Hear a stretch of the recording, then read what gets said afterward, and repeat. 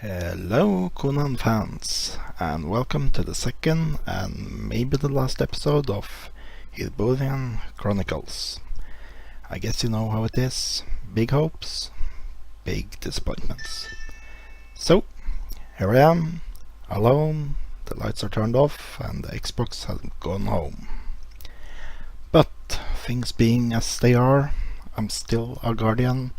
I can't give up that easy. So I decided to at least do one more show and just let it out in the public and see what kind of response I get from all of you. So what happened is that we, the original crew, did not reach the desired quality standards and therefore terminated the project as it was. One of the big problems were that we did not have a fluid speaking main host to keep the conversation flowing. For those of you that have watched my videos, you know I very much speak Norwenglish and not proper English, and we felt that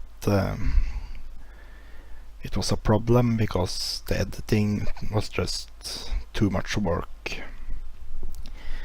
If it is so that you are a talkative guy or girl, if you like the game and would be interested in doing some podcast style show dedicated to the game, make sure you contact me and we will see what we can do. I also have some gifts for you if you manage to make it to the end of this video. We had planned some contests, but that will be put on hold for now. But hold on to the end and you can get some goodies. But now let's get to the interesting stuff. Age of Conan is 5 years old, and last week was probably the best in-game celebration to this day. Over 5 days we had an increasing number of world bosses spawned around Budia, and kills rewarded players with everything from potions to vanity gear and even tier 1 and tier 2 epic chest armor and weapons. So the 5 bosses we could fight were a black dragon in Tarantia Noble District outside Conan's castle. A kraken was released in Kemi. Giant worms were attacking miners all over Cimmeria. Leviatus showed himself in Stygia. And at last we had a huge version of the basilisk from tier 4 roaming in Trosain. These were monsters that had very high health pool, but pretty simple mechanics. What made the event was really how it made the community get together and work towards a common goal. On my server, that is Chrome, it was usually over 150 people at the same time hitting these mobs. I think the largest number of people I parsed was 184 people hitting the Kraken at the same time in Kemi.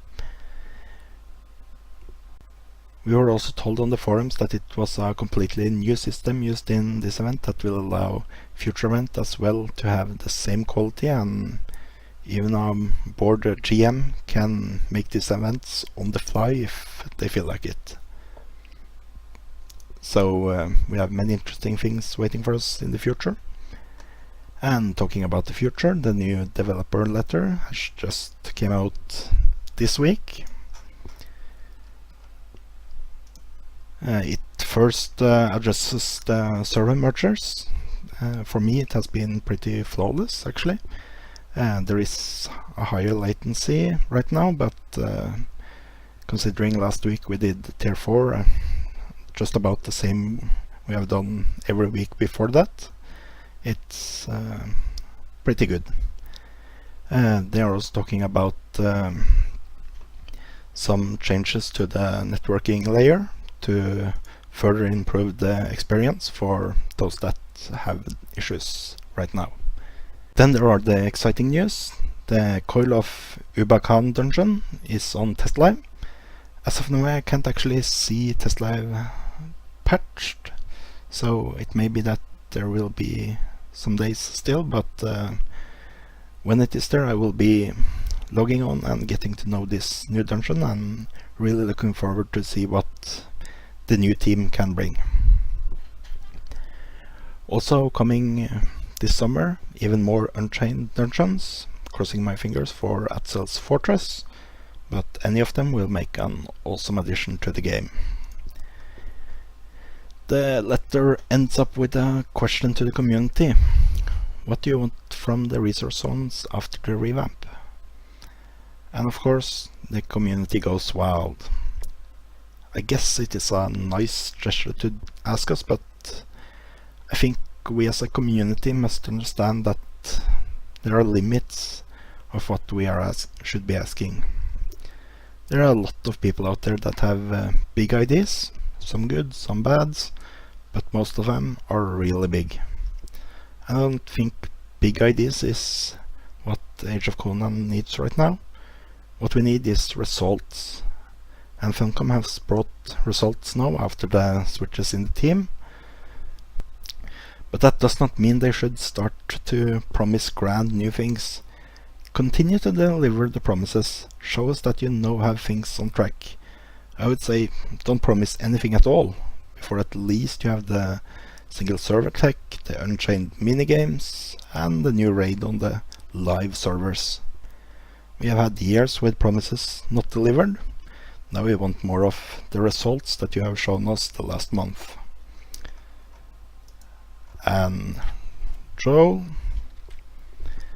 don't forget that you did promise us some new AAs. We will not forget, and yes, we will speculate. Then over to another topic. All level 80 premium players will now get 43 AA points, and in 50 days another 43 AA points will be awarded everybody with a subscription. Not much to say about it really. I guess we all will find some use for it. If nothing else, then the new AA abilities, because they are coming, right, Joe? I don't really know why they decided to do it. I know the forum warriors were mad about the 1 AA point per level change they made, but I guess I should not complain about free stuff, so thank you, Funcom. And talking about thank you, Funcom, the last topic of the show is a giveaway sponsored by Funcom. I got 4 game codes that you can enter on your account page to get 30 days of free premium game time. And to get that, what I want you to do is write your in-game name, what server you play on, and something nice about the game or this show here in the comments. And I will give 4 random people 1 code each. So this is the perfect opportunity if you have some friends that you want to get into the game, or if you had to go free to play to afford the rent or something. So just leave a comment with in-game name, server, and a nice comment about the game or the show. I have also uploaded the pilot episode in its unedited state, just to show you what we were trying to do. I will ask you to take it as what it is, and you should really check out the blog of the host, Slef. That's it for now, see you next time.